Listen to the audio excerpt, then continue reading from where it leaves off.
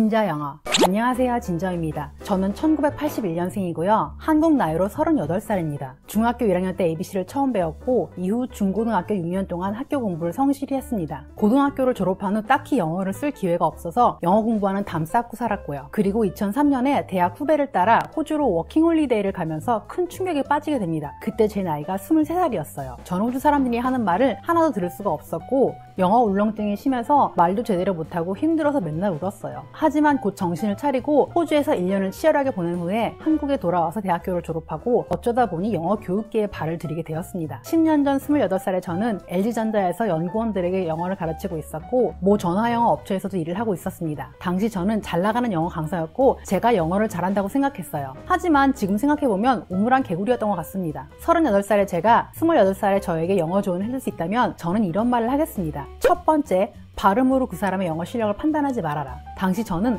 발음이 안 좋은 사람을 보면 내색하진 않았지만 속으로는 발음이 왜 저래? 이런 생각을 하곤 했어요. 하지만 그건 제 영어 실력이 모자라서 발음처럼 눈에 확 띄는 것 외에 어휘나 문법 구조 등으로 그 사람의 진짜 영어 실력을 판단할 능력이 없었기 때문임을 깨달았습니다. 발음과 영어 실력은 정비례하지 않고요. 발음이 안 좋지만 영어 잘하는 분들 굉장히 많습니다. 발음이 좋아서 실력보다 과대평가 받는 경우도 많고요. 상대방의 영어를 폄하하기 전에 내 영어 실력이 어느 수준인지 먼저 생각해 봐야 합니다. 두 번째, 영화와 드라마에 나오는 것이 실전 듣기다. 저는 영어 강사로 일하면서 외국인 친구들을 많이 사귀었고 그들과 아주 자연스럽게 영어로 소통을 했어요. 하지만 영화나 드라마를 볼 때 배우들의 대사는 잘 들리지 않았어요.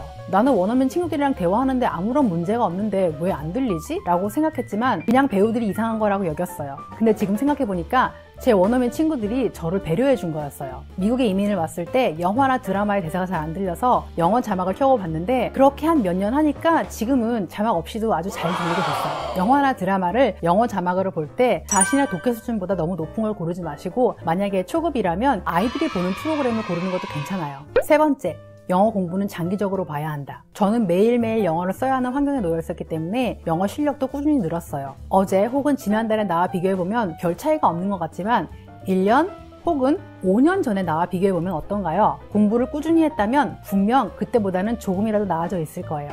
집을 하루아침에 지을 수 없듯이 영어 공부도 마찬가지예요. 어떻게 하느냐에 따라 집을 짓는 속도가 달라지듯이 개인 간의 차이가 있고요. 그리고 집을 지었다고 해도 잘 유지하려면 수리, 보수, 리모델링, 증축 등의 작업을 해야 하죠. 영어 공부도 이거랑 비슷한 것 같아요. 벽돌을 하루에 하나씩 쌓으면 한 달 후에는 별 차이가 없어 보이지만 몇 달 후에는 집의 형태를 만들 수 있습니다. 그러니까 매일 조금씩이라도 꾸준히 해보세요. 몇 년 전의 나를 돌아보면서 그땐 그랬었지 라고 미소 지을 수 있는 날이 올 거예요. 오늘 영상이 도움이 됐다면 좋아요와 구독 눌러주시고요.